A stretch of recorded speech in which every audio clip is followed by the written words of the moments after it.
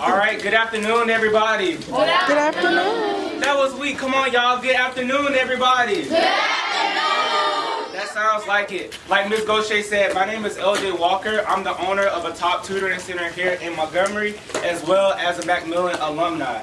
I first want to thank Ms. Gaucher for inviting me out to speak to you all today. This day means a lot to me. My father left out of my life personally when I was about 2 years old. And after that age, he was just pretty much in and out. And I remember one thing that he was really good at. He would make promises and not keep them. He would say, son, I'm going to come pick you up today. Or son, I'm going to do this. And he never did it. Can you imagine the damaging effects that this leaves or left on a child? Can you guess one of my pet peeves that I now have now that I'm older? Someone saying they're going to do something and they don't do it. Dad, your young people, your children are thankful for you and they look up to you whether you know it or not. I applaud you for being here and keeping your word and doing so. I know it may have taken some sacrifice, but it means a lot to them and it also means a lot to me. So round of applause for you all. So my speech is not very long. I'm going to look down on my phone just a little bit. I had to kind of swallow my pride yesterday while practicing my speech because I normally just go off the top of my head. But Lauren said, hey LJ, this message is really good, so I think that you should put the points down on your phone to make sure that you hit everything. So if I look down, it's just because I'm trying to make sure that I cover everything. Growing up, I was very smart. Of course, again, Ms. Gaucher said I went here to MacMillan, but I had some behavioral issues. Mom was always working, so I was practically raised by school, my experiences when I was younger, and of course my mom did her part when she wasn't working. The male figures that I did have in my life were not the ideal male influences or what I would consider people that I wanted to look up to.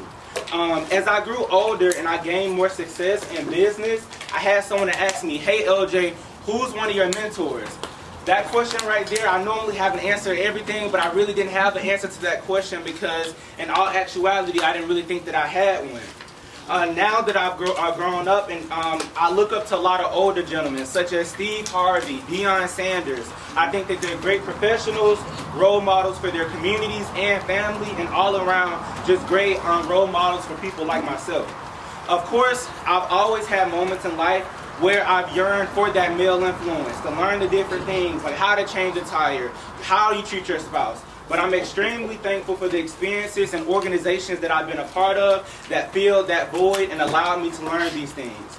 There's a quote that I'm pretty sure that you heard before. It says, train up a child in the way he or she should go, and when they are old, they will never depart from it. When you look around at a lot of the things going on today, I definitely think that there's a lack of guidance and structure, and that starts at home. Whether you know it or not, these young people look up to you, they respect you, and you are their heroes. So what I challenge you to do today is make sure that you're setting a standard. This does not mean being perfect because none of us are, so that would be unrealistic. But I do challenge you to be the change that you want to see.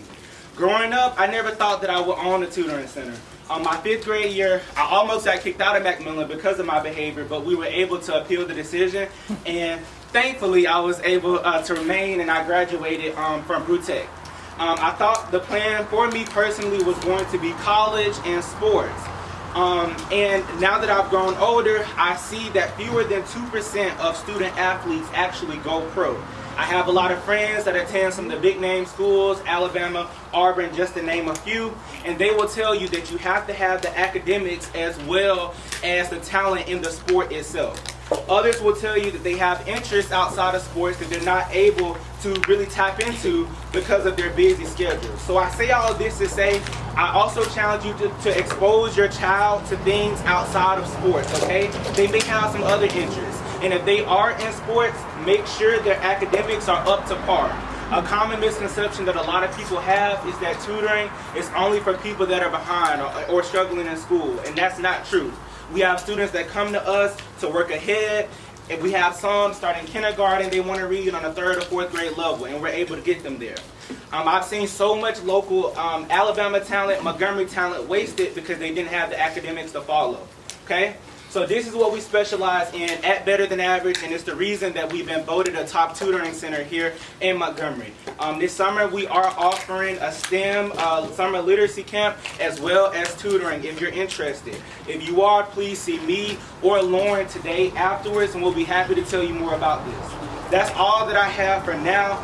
I want to thank y'all for having me. Does anybody have any questions for me? Any questions? You have a question? What's your question? Did your father die or he just left? So he did not die. He was just not active in my life. So that's a good question. He's still alive though.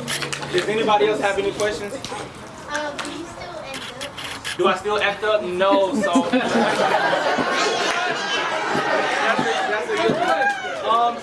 So when you grow older, you mature, and some of the things that you do when you were younger, you don't do those things anymore. Because he knows if he does, Miss Goshay gonna find out, and I got his phone number. What sport were you going to play? So I did baseball, I did football, I did basketball, I did track, I did all the sports under the sun. I tried out for soccer, I made the team, but I didn't play.